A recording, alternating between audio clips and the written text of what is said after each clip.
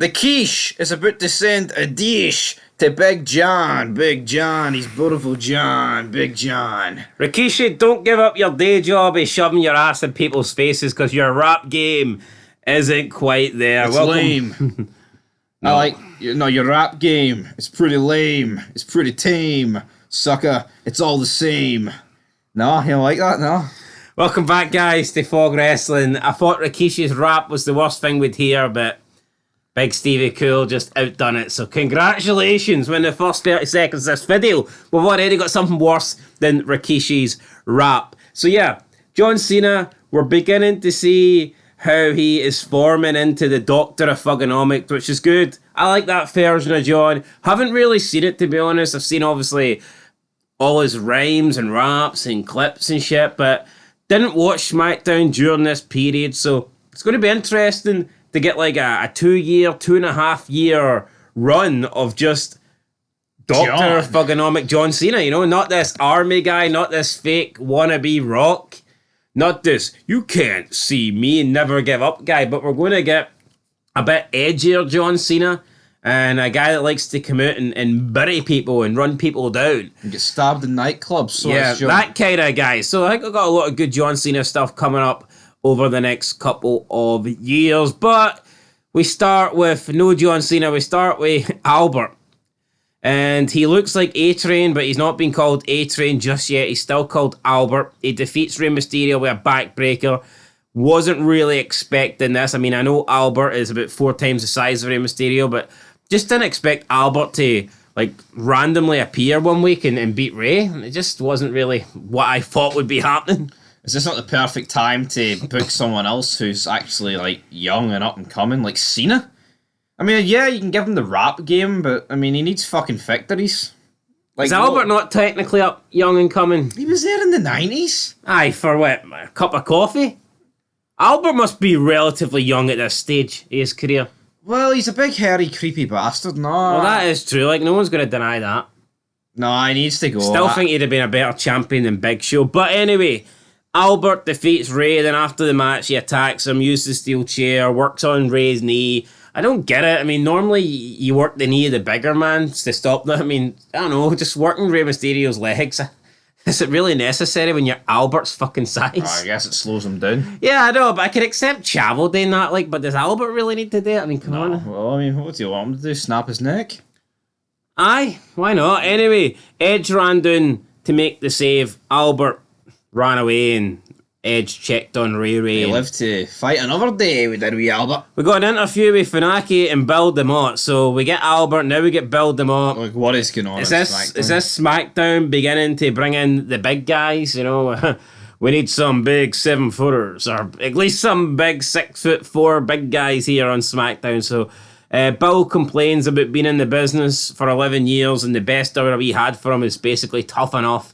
He doesn't like the fact he's been interviewed by Funaki. He finds it disrespectful. He's been interviewed by a guy that can barely speak English. No need to fear Bill. Today, people have wrestled in the Indies for 20 years, so 11 years is nothing, son. Yeah, at least you made it to WWE within 11 years. People wrestle for fucking 20 years today and don't get a sniff of a WWE contract. So, yeah, Build Them Up then whacks Funaki, and looks like we're getting a big mean and Build Them Up here. On stage, Stephanie comes out and she says every SmackDown wrestler sacrifices their body, just like Rey Mysterio did. Steph says that she sacrificed her body to sign Big Papa Pump, and he will be here, but not tonight, buddy, next week. So the crowd boo, and like, what the fuck does she expect? How can you... I've never really understood when they make big announcements for the following week and they expect the crowd to get behind it. I guess it depends on the actual announcement, but the live crowd... Or if it's TNA. Yeah. But the live crowd probably want whatever they're advertising for next week to happen this week. Yeah.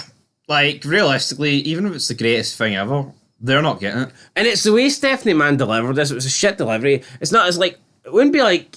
If someone comes out in a authority figure and says, yo, next week you're going to defend that title, then you ain't getting the crowd's hopes up. But we've seen this happen a few times. The way Stephanie delivers it, she makes it sound like you're getting it now, but then she'll just add in at the end of the sentence, "Oh, next week." Yeah, and she's not a heel, so there's no reason to deliver it like that. Like Bischoff can, but then Bischoff's all about the ratings, so he wouldn't really. Stephanie,'s just a piss poor attempt. But at that's what I mean. See, when you're making an announcement, you should always address the fact it's going to be next week. Yeah. It's like if you want to put someone in a world title match, you'd be like, if you want to defend that title so bad, then next week you're going to have an opportunity to do it or whatnot. But the way Stephanie says it, she makes the announcement and then at the end just adds in next week. It's like, fuck, the crowd just thought they were getting big pumped tonight. It seems like this happens like every week on It does. Especially I just don't get it. Maybe not necessarily on Raw, but Brock will be here live. And she says she's going to sacrifice herself tonight. Steph says she will allow Brock to explain his side of the story here tonight via satellite. So the Brock bringing the satellite game into WWE before Dwayne Johnson knew anything about it. I guess Shawn Michaels did it as well. A few weeks. Shawn Michaels just innovates everything, doesn't he? Aye, the ladder match, Hell in a Cell match, satellite match, Iron Man match. When was it? It was Austin and Michaels. Was it 98 when they were in satellite in like Austin's bar, or was it Michaels' bar? Do you remember? I think Michaels is commissioner or something. Aye, they were sitting in a fucking bar together. Aye, that was weird. Wait, was it not at someone's house? Did Michaels not fly out to Austin's house, or Austin flew out to Michaels' house? Or? Michaels probably flew off his own drug supply. Anyway, up next we have Jamie Noble with Nydia taking on Crash Holly. I mean, come on. Crash pins him with a fucking with this AJ Styles finisher, Styles Clash. I mean, come on. I'm gonna get my cousin Nydia. My Nunzio cousin Nydia. Jamie then says he's got to call his cousin Nunzio. He threatened to call Nunzio a few weeks ago. I don't know why he just I've got to call TNN and question, what is this show? I mean, this has been a really poor start to SmackDown. Do they think Nunzio's going to be a massive change? Is Nunzio going to, like, I don't know, make this show great? I mean, no, but so far, the biggest star in a match is Ray. Edge tried to help Ray, but, you know, I like Ray, but he's not, you know, he's not main event at this point. No. We got Benoit speaking backstage about how he's going to be the new champion. It's advertised for tonight. Benoit, Guerrero, Edge, Angle. The winner will get a shot at the World Heavyweight Champion. He goes on to talk about his broken neck, his divorce, his 2 kids, his wife Nancy, and the baby boy. Online World of Wrestling doesn't know what's going to happen in 5 years, but we do. And yeah, not good for Benoit here. Yeah, backstage, Dawn approaches Tori Wilson. Tori wants to talk to her. Dawn says Al is overseas tonight and is not here. Where the fuck is Al?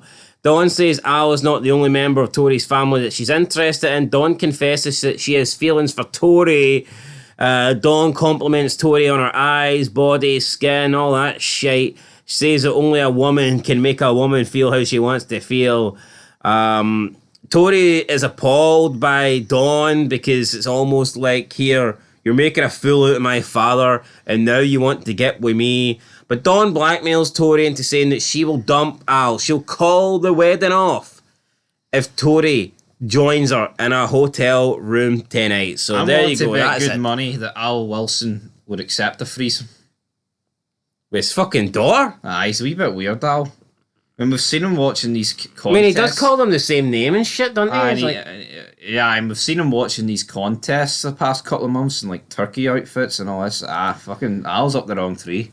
Anyway, speaking of the wrong tree, Bill DeMott defeats Funaki. I mean, just bullies him, really. Bill DeMott. You don't even speak English. I mean, hits a massive fucking moonsault. I tell you what, a better moonsault than Charlotte Flair's ever hit. I like Bill DeMott.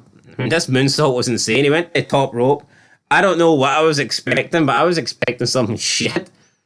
But his moonsault, it was very robotic, like, wasn't it? It was like, just, there was no, like, it was a good moonsault, but it was just weird. His body just kind of plateaued or whatever. I don't know. It was weird. It's very robotic. Fair play to him. Backstage, Los Guerreros are talking about their big night. Chavo's getting a shot at the Cruiserweight Championship. Eddie's getting a shot to become the #1 contender. They're going to make their family proud tonight. Hector, Mando, Chavo Sr. Oh, the Toritos and the burritos and the churros, huh? Then live via satellite, Brock says he learned from his mistakes. He's going to take care of the Big Show he's going to take care of Paul Heyman, and then he mentions Stephanie and how she suspended him, but he was interrupted. Big Show and Paul Heyman come out. Brock's on the satellite. Heyman antagonizes Brock. He does his whole Brock pose. Heyman says that the title was taken away from Brock because he was acting like a child. Heyman says, who better to spank Brock than the Big Show? Bit gay there, if you ask me. Why does Stephanie think it's alright for Brock to get suspended, but these guys like just mock him and like antagonize him and it's fine? Because Big Show never pushed fucking Matt Hardy through a wall, maybe? Fucking that's... Although he did throw Undertaker off a fucking stage. Yeah, exactly. So, I mean, where do we draw the line? And he buried 3-minute warning. Different brand, but I don't forget. Heyman say they've never recovered for that, to be fair. No, they haven't. And who would, to be honest? Because like a week before he lost the brand didn't like it, so. No. Heyman says that Brock Lesnar did not screw Brock Lesnar. Heyman says we screwed Brock Lesnar, and they enjoyed screwing Brock Lesnar, and they want to screw Brock Lesnar again. Like I said, a little bit gay there. Heyman invites Brock to watch Edge, Eddie, Kurt, and Benoit battle tonight, but Brock says he can't wait to see it in person. And Heyman, Big Show are panicking. Now, Brock, when he said in person, I think you got the feeling he's turning up tonight. Again, it's one of these things where they kind of mislead you, but in reality what he means is he's turning up in person at Armageddon to see the winner of this match take on the Big Show. This was, I mean, what the fuck, why? Yeah, I feel like these are just repeating each other, these segments. And just seeing Big Show in the beige, creek brown suit. Oh, change it up, son. I cannot wait till this guy loses the belt. Anyway, something better than the Big Show. Cruiserweight title match. Not much better, but better nonetheless. Billy Kidman defending against Chavo. I don't rate Kidman's shooting star press. I think it looks a wee bit sloppy. I think it looks shite. He doesn't do it straight. It's too compact, yeah. He goes to like a 45-degree angle. It pisses me off. I don't know why. Yeah, it's not a Justin Gabriel. See, I can't... he does a 450. Nah, it's not the same move.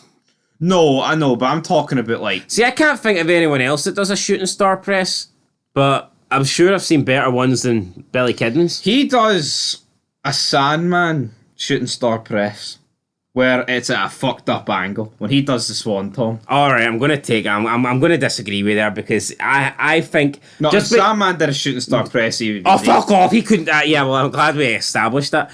I don't think he does... I don't think he's untalented or he does it in an unathletic or like a way that lacks ability. I just don't like the style. I'm not saying he does a cheap one or the one he doesn't take skill. I'm not saying I just don't like that. I think Shane McMahon does a better one.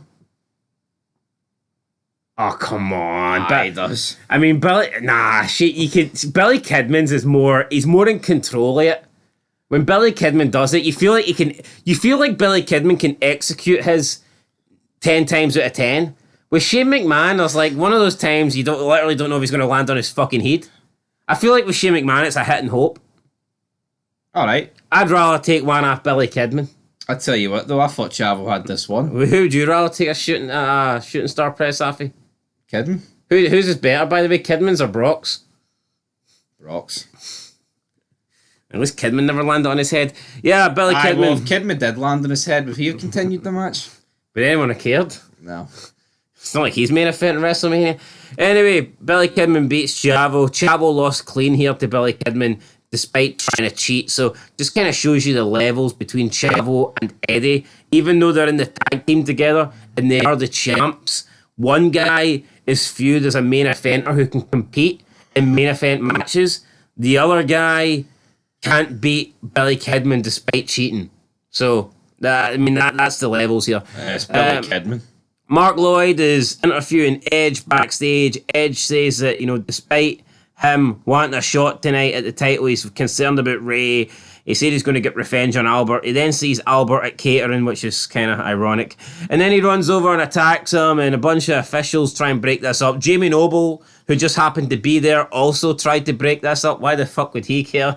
I mean, Jamie Noble must have like looked into the future and realised he was going to get a job as like a J&J security or a backstage trainer or something like this, because he sprung into action here.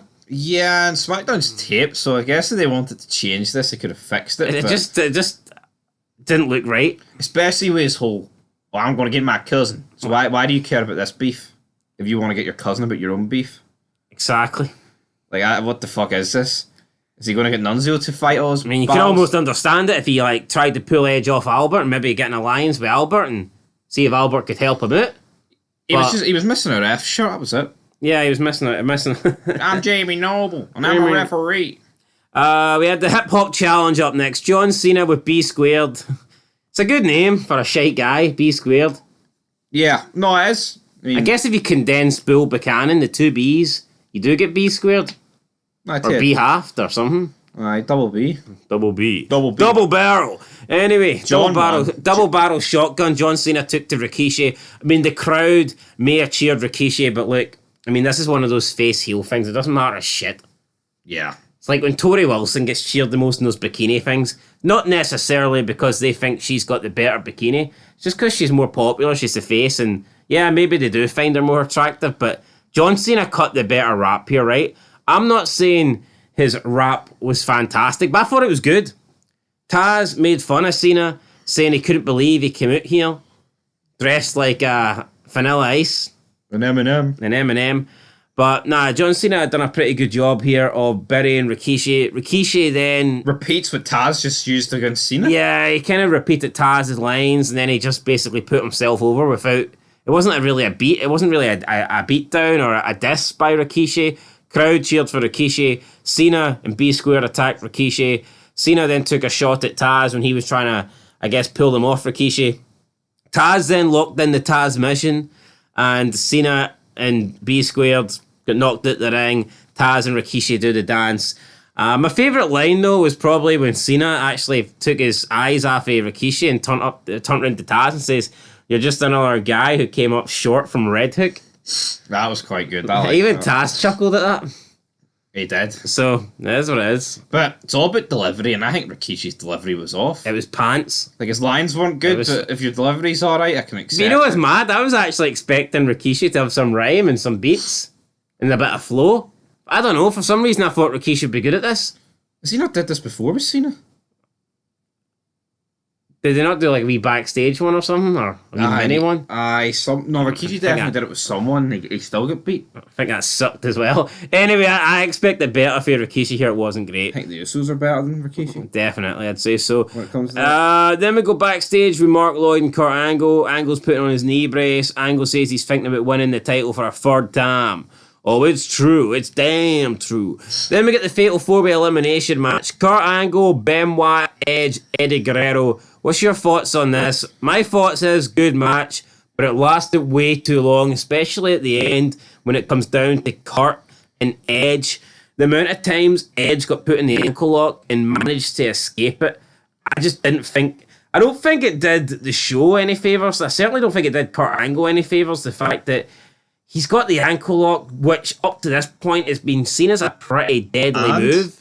And Edge was injured pre-match by Albert. What did we do? Why are we protecting Edge? Yeah, to his leg. And it's like, you got the feeling that Big Show would maybe, I don't know, tap out like a little bitch at Armageddon. But Edge here Edge just refused to tap, and I don't know, I just didn't like it. Angle locked in the ankle lock about 4 or 5, and in the end, he doesn't even win by tapping out Edge. He wins with a top rope. What we'd say is, right, slam. At least there's the title is on the line in terms of contendership. It's not anything to do with tag titles. So it did feel a bit different. It was elimination, but it is just the same people. But it was probably the best one they've done in a while. But again, it could have got cut by about 10 minutes. I just don't know why Edge was booked like Superman here. Yeah, and I mean, maybe Edge was going to get a big, massive push. I mean, he already is here, but he gets a neck injury soon. That's him ruled out for like 14 months. SmackDown 6 is done. Anyway, Kurt Angle covers Edge after the top rope. Angle slam, 1, 2, 3. And he's the new number one contender. But then Big Show runs in and hits a choke slam on Angle. And Paul Heyman's mocking Angle. And it's like, the Big Show, this is the guy that Paul Heyman was bricking Brock Lesnar. Brock Lesnar wasn't allowed to face the Big Show because he was so afraid of his client facing the Big Show. But ever since Heyman turned with the Big Show, he's been afraid for the Big Show to face Brock, and now he even needs the Big Show to come out and attack Angle from behind. What happened to this big, bad, dominant, 7'2", 500-pound giant that Paul Heyman was terrified of the Brock Lesnar going up against? We haven't seen Kurt Angle win a match in about a year, so why can't he just celebrate to end this show? Why has he got to get attacked by Big Show? From behind? Yeah. It just makes Big Show look like a little fucking bitch. I mean, look at what since the guy won the belt, he's fucking ran away from Brock. Every week. Needed a lot of help to beat Edge, and fucking looked down and bullied Fabulous Moolah. And then he attacks Kurt Angle, who went about 25 minutes in this match from behind. I mean, that's hardly impressive shit. No, it's not. Big Show, worst reign ever. If that match went ahead with Moolah, I think should have won. I wouldn't go that far, but is that how we end the show? No, we end the show with the hotel. Tori Wilson, her card gets her into the room. Dawn Marie's there. Tori looks uncomfortable, but Dawn's like, it's nice to see you here. Looks like you love your fella after all. But Tori just a 180, man. She doesn't want to be here. But then Dawn says, well, maybe you don't love your fella after all. What about Al? And then Tori decides, you know what, I'm going to come back because I do love my dad. And then we see Dawn starting to stroke Tori. And that is how the show goes off the air. So Online World of Wrestling says, in true WWE form, they have managed to ruin the buzz I got from a great main event. Now, normally I would disagree with these guys, but I think the placement of this segment is a bit weird, considering the match we just had. I think the match should have been the ending segment, but... what that tells me, Online World of Wrestling only care about wrestling. They don't like anything storyline related, and they're very fucking gay as well. Yes. I totally agree. But I think I've no issue with the segment. But end the show though. No, I think that is a better way to end the show. I personally think the thought of Tori Wilson and Dawn Marie in a hotel room is a bigger way to end a show than Big Show attacking Kurt Angle from behind. Well, that's what I said. I said I would change that. I would have just had Angle celebrate because I don't Big Show attacking him does nothing for me. But again, I mean, do we really need to see SmackDown go off the air with the Big Show in his big beige fucking suit celebrating with the title opening? I'd rather see these two in their beige bikinis and Big Show in his beige fucking suit jacket, Big Show. But yeah, I think we see this at Armageddon, don't we? I mean, I guess this segment could have took place just before the main event. I mean, that might have worked as well. Thought it was very tame though. I thought they might have done a bit more. I mean, they literally just had Dawn Marie stroke her hair, then that was how it ended. I thought, I don't know, could they got away with more on Raw? Could they have showed more on Raw since SmackDown, I believe, is PG? Maybe they have to do it on a pay-per-view. Yeah, I'm not too sure. I mean, it was an okay ending. I thought it's better than Big Show celebrating in a beige suit. I'll tell you that. So, yeah, no, I mean, the main event was good. Just, I don't know, I just didn't need Big Show coming out. The sooner he loses the belt, man. Get Team Angle in there, get Brock in the mix, and it'll be a much better show. You know what? It picked up towards the end. I thought the main event was a good main event. I liked Cena. I liked the Doctor of Thugonomics. Even this B Squared guy, and I know it's just a name and he's simply there. He's like a prop for John Cena. You know, he's not like, he doesn't really offer anything. He's just like muscle. But I think the partnership works. And then, the whole Tori and Dawn Marie thing I think's decent as well. I thought the show started off pretty damn shit, but it did get better. I'll give SmackDown a 5 out of 10, but bumped up mainly because of the main event. Yeah, it was a tale of two halves. I'll give it a 6. So 5.5 out of 10. There we go. I think definitely the final hour was much better than the first. When you're kicking off with... I would say the first hour is like Velocity. Literally. Yeah, I mean, the first 3 matches is Albert Ray, Nidia, Jamie Noble versus Crash Holly, and Funaki versus Build Them Up. And I'm not saying they were terrible, but it didn't feel like SmackDown. It did feel like a Velocity. Sunday Night Heat. Sunday Night Heat. Something along those lines. Pre-show. Yeah. Fucking some match you'd play with some action figures, man. Anyway, guys, 5.5 out of 10. Till next time. Peace.